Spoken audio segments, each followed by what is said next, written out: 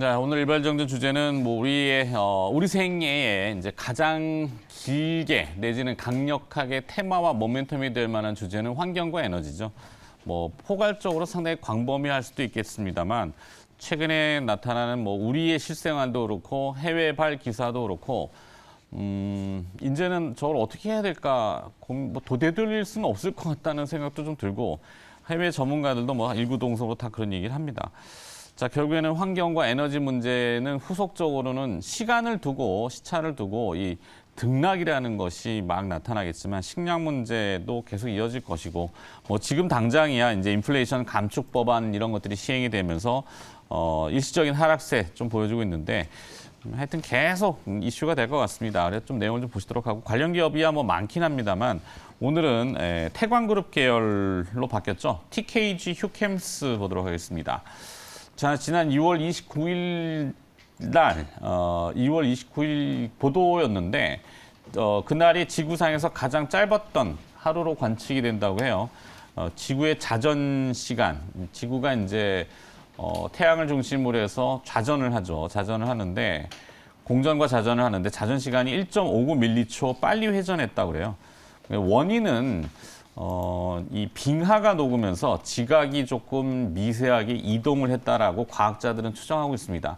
지구가 완전한 타원은 아니죠. 이게 동서쪽으로는 좀 늘어져 있고 남북으로는 약간 짓눌려 있는 그게 이제 빙하의 무게 때문에 그렇다고 하는데 요 얼음이 녹으면서 약간 늘어나는 거죠. 그러니까 자전이 좀 빨라진다 그래요. 이 자전이 빨라지면 어떤 현상이 나타나냐면은 유럽에는 이제 뭐 사실 저기 500년 만인지 2000년 만인지 뭐 숫자도 이제는 뭐 몇백 년 단위로 나오기 때문에 500년 만에 최악의 고온 가뭄. 유럽의 젖줄이라고 하는 라인강이 바닥을 드러내고 있고 영국의 템즈강은 수원을 찾아 올라가니까 물이 한 방울도 없다고 얘기를 합니다. 뭐 기후 변화가 발생하면 극단적인 기상 이변이 자주 나타나고 농업하고 생태계 그리고 사회 경제적으로도 많은 영향을 주게 되는 건 뭐 뻔하죠. 원론적인 얘기라서 빨리빨리 넘어가면은 저 중요한 세 번째인데 미국 30년 뒤에 미국 중서부 지역에 인구 벨트가 좀 많이 몰려 있죠. 지금 미국의 인구 한 1억 명 정도, 4분의 1 정도 해당되는 1억 명이 체감 온도 50도 이상의 극열 벨트로 진입한다고 합니다. 30년 뒤 뭐 저도 그때는 있을까는 잘 모르겠는데 그렇게 먼 기간은 아닌 것 같고 문제는 미국의 중서부 벨트의 위도하고 우리나라의 위도가 비슷하죠. 그럼 기후가 비슷하게 갑니다. 희한한 일이지만 비슷하게 가요.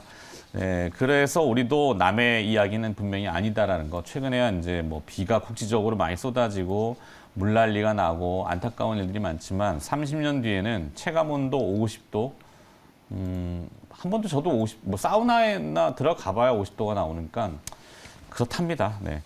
자, 그래서 이제 뭐 대충 얘기들은 다 해드렸으니까 탄소 배출권에 대한 얘기인데 뭐 이 TKG 휴캠스는 탄소 배출권 이미 보도가 나왔습니다만 한 160만 톤 보유하고 있다. 이게 키포인트고 TKG 휴캠스의 본업은 질산을 토대로 한 DNT 용어는 어렵습니다만 질산 유도폼 MNB, 모노니트로벤젠, 그리고 또 초안, 그러니까 이 질산에다가 톨루엔 섞으면은 DNT가 나오고, 벤젠 섞으면은 MNB 나오고, 뭐 암모니아를 섞으면 초안이라는 것이 생성되는데, 자동차, 건설, 내외 장재, 그리고 또 반도체, 뭐 디스플레이, 이 IT 케미칼에도 필수적으로 쓰이기 때문에 각 기업들이 많이 사가죠. 근데 최근에 주가가 좀 이렇게 흘러내렸던 거는 한화 솔루션이 DNT를 자체 조달한다는 뉴스가 나오면서 주가가 한번 휘었는데 요거는 이제 금호 미쓰리에다가 MNB를 추가 구매로 넘기면서 보충한다고 하니까 상쇄가 된다고 그래요. 그래서 주가 하락은 좀 과도했고 이슈 모멘텀을 좀 붙여주면은 탄소 배출권 이래서 이렇게 좀 보면 대충 휴캠스는 나오는 것 같습니다. 자, 요 풀이를 좀 도와주실 분은 뉴스타의 유창희 대표도 함께 해주시겠습니다. 어서 오십시오. 안녕하십니까. 네. 자, 뭐 환경과 에너지 계속 뭐 지난주부터 아까 뭐 네옴시티 얘기도 하시고 뭐 스마트 시티 오늘 이제 주택 보급 공급 뭐 250만 호 정책이 또 국토부에서 나오죠. 네. 자, 뭐 이런 내용들이 쭉 맡아 있는데 워낙 포괄적이라서 사실은. 네. 네. 근데 슈캠스는 뭐 앞에서 다 말씀하신 것처럼 상당히 좋은 회사예요. 그러니까 그냥 회사 자체만 본다라면 최근 10년 동안의 흐름을 보면은 매출이 거의 변함이 없습니다. 꾸준하죠? 네, 네. 꾸준하고요. 영업이익도 마찬가지입니다. 특별한 해를 제외하고는 영업이익률도 비슷해요. 그래서 이 회사가 선택을 한 게 이제 높은 배당을 주는 것이죠. 그래서 지금 보면 배당 성향률이 50%로 아예 정해져 있기 때문에 올해 실적이 좋다 그러면 올해 배당이 높겠구나. 또 올해 실적이 전년보다 못하면 좀 떨어질 거라는 게 예상이 되는 회사죠. 그리고 뭐 논외지만 뭐 경영진에 대해서 어떤 그 급여도 상대적으로 적다라고 합니다. 그래서 요즘같이 경제가 좀 불확실할 때, 물론 최근에 증시가 많이 오르긴 했습니다만은 만약에 또 다시 조정기가 나온다면 이런 회사는 상당히 매력적인 회사죠. 회사 앞에서 말씀하신 것처럼 사업 구조가 전체적으로 봤을 때 뭐 이렇게 뭐라 그럴까요? 그 굴곡이 별로 없는 사업부예요. 자동차라든지 반도체, IT 쪽이라든지 그리고 일반 그 생활용, 예를 들어서 신발이라든지 뭐 메모리 폼이라든지 이런 쪽에 대해서 매출이 잡히는 그러니까 회사기 때문에 네. 상당히 안정적인 매출을 보여주고 말씀하신 것처럼 이제 탄소 배출권이라든지 이러한 부분들에 대해서도 조금 기대감이 좀 있습니다. 하지만 이제 만약에 환경이라든지 이런 쪽에 좀 보면서 탄소 배출권 관련해서 보신다라면 이제 보통 이제 그 사업이 잘 성장성을 보여주면서 이러한 탄소 배출권이라는 이게 같이 묶여서 움직인다라면 주가는 상당히 긍정적인 역할을 좀 할 수 있겠습니다만은 단순하게 탄소 배출권만 놓고 본다라면은 영향력이 좀 제한적일 수도 있어요. 그냥 회사의 본질 가치 사업에만 좀 집중하는 경향이 좀 있기 때문에 네. 그래서 만약에 탄소 배출권이라든지 앞으로 환경적인 부분들 특히 이제 그 러우 전쟁 때문에 탄소 중립이 좀 이게 좀 약화된 게 좀 경향이 좀 있었거든요. 왜냐하면 네. 지금 당장 먹고 살아야 되고 지금 당장 전기가 필요하기 때문에 뭐 석탄 발전이라든지 이런 것까지 끌어올 수밖에 없는 상황이 아니었습니까? 근데 이제 전쟁이 좀 뭐 곧은 아니지만 끝날 수 있다는 기대감들은 계속 커질 수 있는 것이고 또 에너지 가격이 좀 떨어졌다는 부분들 이런 것들도 이제 유럽이라든지 미국이 좀 다시 탄소 중립, 탄소 감소에 대해서 좀 법안을 좀 가속하려고 하고 있는 것 같아요. 그래서 미국이 최근에 인플레이션 감축 법안도 결국에는 그린 법안이라고 네, 그린 법안이나 마찬가지고 유럽도 그런 부분들을 좀 준비하고 있다는 걸 본다라면 다시 한번 탄소 배출권이 상승할 수 있지 않을까 생각하고 있습니다. 그래서 연초에 많이 올라왔다가 최근에 하락하고 나서 다시 좀 오르는 추세인데 올해 한 톤당 한 88유로 정도 예상을 하고 있고요. 내년에는 탄소 배출권 가격이 한 97.66유로 그리고 2024년에는 한 101유로 정도까지 올라갈 거라 평가를 하고 있어요. 그래서 그와 관련된 종목을 투자해 보시는 것도 나쁘지 않다. 그래서 보시면 ETF 상품 중에서 탄소 배출권 관련돼서 그 영향을 받는 상품이 있습니다. 코덱스 유럽 탄소 배출권 선물이라는 상품이 좀 있는데 연초에 탄소 배출권이 많이 올라왔을 때 이 상품 가격도 한 8,800원대에서 한 15,000원대까지 올라갔었고 그 다음에 하락했다가 최근 들어서 다시 좀 완만하게 상승세를 보여주고 있기 때문에 좀 환경이라든지 이런 쪽에 좀 관심이 있으시다면 이런 ETF 상품도 저는 나쁘지 않다 판단하고 있습니다. 네.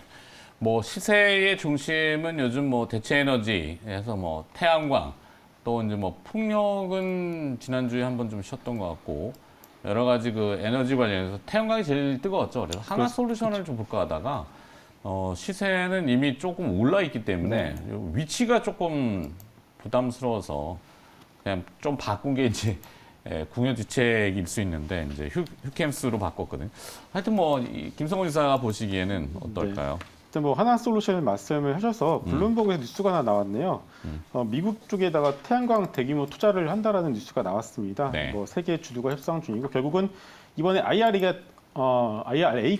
통과가 되었기 때문에 이 기회를 이용해서 중국과의 격차를 축소할 수 있는 기회로 삼아 보려고 하는 것 같습니다. 그래서 여하튼 간에 이런 IRA와 관련된 에너지 다변화 관련된 정책들은 여러분들이 관심 있게 좀 보셔야 될 것 같고요. 그 일발 전전에서 이제 기후 변화를 말씀을 하지 않으셨습니까? 네네네. 그러면 우리도 이번에 100년 만에 홍수가 났고요. 네. 그런데 유럽은 500년 만에 또 가뭄입니다. 미국은 뭐 난리야 난리. 네, 미국도 뭐 지금 언제 서쪽은 산불, 동쪽은 홍수, 뭐 이렇죠? 네, 맞습니다. 그러다가 또 그저께 뭐 데스밸리는 또 1000년 만에 홍수, 그러니까 1000년 뭐 이런 게 1000년 전에 살아봤어야지 제가 알죠. 근데 뭐 요즘 맞습니다. 그 분석하는 방법들이 뭐 옛날 같으면 동위원소 뭐 이런 얘기들 썼는데 요즘 뭐 산소원소, 뭐 산소동위, 이 기술도 발달해가지고 잘은 모르겠어요. 네. 뭐. 저는 그 뉴스를 보면서 딱 들었던 생각이 에너지도 에너지지만 야 이거 먹고 살 문제도 좀 걱정거리가 되겠다라는 생각을 했습니다. 네. 결국은 이 가뭄이라는 것은 작황에 영향을 주지 않겠습니까?